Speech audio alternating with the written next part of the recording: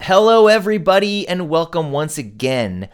My name is Jack, and I want to help you empower yourself through the spiritual path of creativity. Now, who am I? Well, I'm a singer, I'm a songwriter, and I'm a musician out of Baltimore, Maryland. My band is called Mera, and you can check us out on Spotify and TikTok and right here on this YouTube channel. We have a new single coming out on November 8th if you want to check that out as well. But what qualifies me to empower you with spiritual creativity? Well, because it's not my idea. It's somebody who's much, much smarter than me. It is actually coming from this book right here. It's called The Artist's Way by a woman named Julia Cameron. She wrote this book that has influenced many, many people. It's improved their lives as artists, and mine included. It happened about, I want to say about 25 years ago. Basically, what she wants you to do is treat creativity the way you would treat spirituality. Creativity is a spiritual experience. It puts the power back in your hands, and it puts the power back in the hands of the creator. Now, when I say creator, of course, we're not talking about God in the terms of, the organized religion sense. We're talking about whatever you want to call it. Now, when we talk about power, I first want to talk about anger, right? Anger is something that a lot of us are uncomfortable with because, it makes you want to act out. But you don't want to act out your anger. You want to use that anger to create. And what I mean by that is anger is showing you what's wrong. Anger is, for lack of a better word, your friend, right? It's not a kind friend, and it's not a gentle friend. It's a very blunt friend that tells you, hey man, something's out of whack. Something here is not right. You aren't happy. So when you look at that and you can kind of say, okay, well, what is it here that I need to change? You can act on it, and act on it. You will. This will help you realign what your purpose is. Anger is also fuel, right? It's like it burns inside of us. So it's not like apathy, right? It's not like just sort of like being lazy or not caring. Anger gives you something to go on. It pushes you forward. How many great punk rock songs have been made because somebody was really angry? How many great movies? How many great everything? Anger is not the action itself. Anger is the invitation to do something about it. So when I was talking a little bit before about spirituality, I want to talk about prayers. I want to talk about answered prayers. And I don't mean literally like you're praying and then you get it, but I'm just talking about when you kind of want something or you're thinking about something and all of a sudden you see something that has to do with that, right? Well, that's called synchronicity. Synchronicity is a fortuitous meshing of events. So, right, like let's say you were, thinking about writing, you maybe had an idea for a book. All of a sudden you walk into a bookstore and you see a book on that subject, on the subject that you're interested in writing about. Or you meet somebody at a dinner party or randomly somewhere like through a friend, and that person he's an independent book publisher, or he knows somebody who is or they're an author, they're an independent author themselves.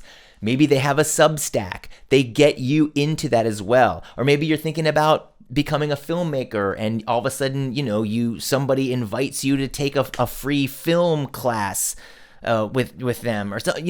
It's synchronicity acts in weird ways. And when it happens, you can't ignore it, because what that is the universe telling you, hey, that thing that you want, you're supposed to do it. Here, let me help you. You need to keep your ears and eyes peeled and listen for these these cues because they're there. And when you see them, don't dismiss them. These are not coincidences. This is the universe acting in your best interest. I think as artists, sometimes we act like, it's difficult to follow our dreams. It's hard to follow our dreams. It's a struggle. You're a starving artist, right? But it's the opposite. The opposite is true. When you don't act on your dreams and when you don't do what you want, your life is going to get hard. It's harder to do that. You're going to start to resent yourself. You're going to start being angry. You're going to maybe see people who are doing what you wish you were doing, and you're going to get jealous. And none of that is good. None of that is as easy as doing the work. And sometimes when you get these cues, or even when you take a direction, when you take action in the direction of your dream, you will notice synchronicities. They will start happening around you as the universe starts to give you support, right? You leap and then the net appears. If you don't believe me, you can maybe believe the philosopher Goethe, who said, I'm paraphrasing here, but when you want to do something, when something interests you, you have to go do it because action has a power and grace to it.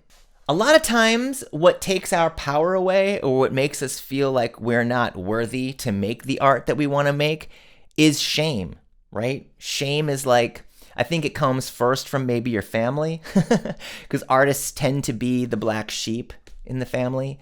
And, you sing at the dinner table and you sing what you want to do when you're little. And they're like, oh, well, that's a nice little dream there, but you're going to have to get a job and support that because that's just something you're going to do for fun on the side, right? All of a sudden you feel shame and you're like, well, wait a minute, other people do this. Why can't I? Why aren't I getting any support? Why am I just, is that for something that these lofty, high, great geniuses can do and it's not something for me? Art exposes things. Art exposes society, and it will help you clean out the cellars and the basements in your psyche, in your mind, and it will expose these things. And maybe that will bring shame to other people, but that's not your problem, right? Your job is to do it. Your job is to make it.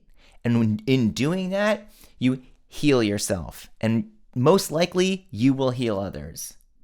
What keeps us from making art is the fear of criticism, right? Everybody's a critic. I don't want to get bad reviews. I don't want to be ridiculed. But the fact of the matter is, you can't really listen to that. You can't. That's not your job. Judging isn't your job. Your job is to create. Let other people judge, because I'll tell you what, most likely they are people that want to be creating themselves, and they have too much shame to do it. So you need to do it, and you need to lead the way. You're going to help other people do it. You're going to inspire other people. And for every criticism you get, you're going to get someone who likes what you do. And that's going to help you, and that's going to help them. And it's going to make for a better creative environment for everyone. It also takes a little bit of bravery. We need to get out of our comfort zone. Like maybe you hear about a class or a project or a workshop, but you're kind of scared to go. You're going to be alone. You're not going to know anybody there. Go anyway. Go anyway. And as you do this, as you go further in your artistic career, you're going to recognize this sort of feeling where you're sort of uncomfortable doing something, but you're going to know because you've done it too long. You're going to know that it's something, that feeling that tells you you're a little nervous, that means you need to do it. That's a surefire way to know that's what you're supposed to do, because we need to step out of our comfort zone a little bit. Because in order to change something in your life, in order to make something change in your life, you need to make the change. You need to change something. You can't keep doing the same thing over and over again, or you're just going to get the same results. And if you do receive criticism, take a look at it and ask yourself how it makes you feel. Did it make you feel shame, right? Was it shaming you? Did it help you in any way, maybe? Sometimes when you receive criticism, it's oh, haha, right? That's right. I was kind of flat on that note. Or yeah, I could have wrapped up that plot a little. Like, you know what I mean? Like you do. There's a certain criticism that has a ring to it that there's a certain criticism that rings true, and that is something that is going to help you. But then there's this other criticism that doesn't do anything. It just falls flat, and that's the criticism that you don't need it. You just brush it away, and you take what's good and you move on. The universe wants us to be creative because when we create, we grow. It helps us grow as artists and as people. And growth is erratic. It's not just going to be this linear point A, point B, point C, because the life of an artist is it's not like the life of a banker or the life of a lawyer where you know what to do. Oh, I'm going to go to college and major in law, and then I'm going to go to law school, then I'm going to pass the bar, then I'm going to join a law firm. It doesn't work that way, right? When you're an artist, you just kind of have to trust. It takes a little more faith, right? There's that word, spirituality. And, some people are comfortable with that and some people aren't. But you have to understand that an artist's life isn't linear.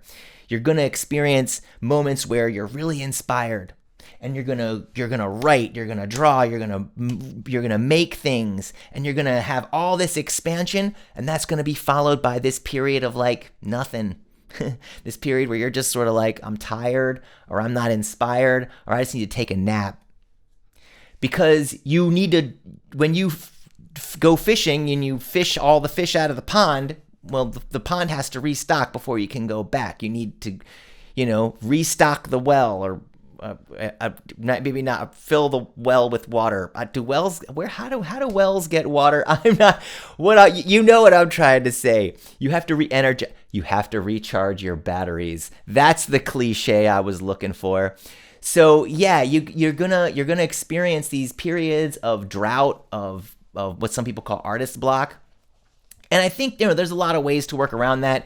Julia Cameron has many tools, the main one being morning pages. I talk about that a lot on here. And if you want to see one of my videos on morning pages, then go back to some of my earlier Artist Way videos. But what you really need to do, the main thing you need to do, is be nice to yourself. Take care of yourself. Make sure you're getting enough sleep. Make sure you're drinking enough water.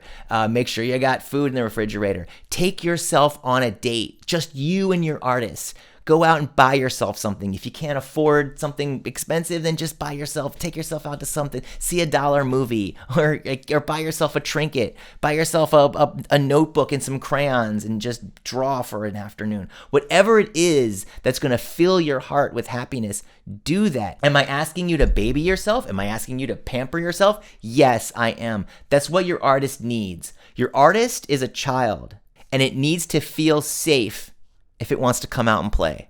So remember that. Your art will come out much more easily when you pamper yourself than when you bully yourself. Bullying is no bueno. So with that said, I want you guys to go out and make what it is you want to make, because I know you're creative. We're all creative. We were created by the Creator, whatever that is, and we were meant in turn to create. Our lives are our gift, right? Our life is a gift, and our gift back to the Creator is what we make out of it. So make your art. I want to thank you all for watching this video. Make sure you subscribe to my channel so you can get all my music and videos, and also go forward with grace and gratitude, and show the world your greatness, because you are great. Thanks, everybody.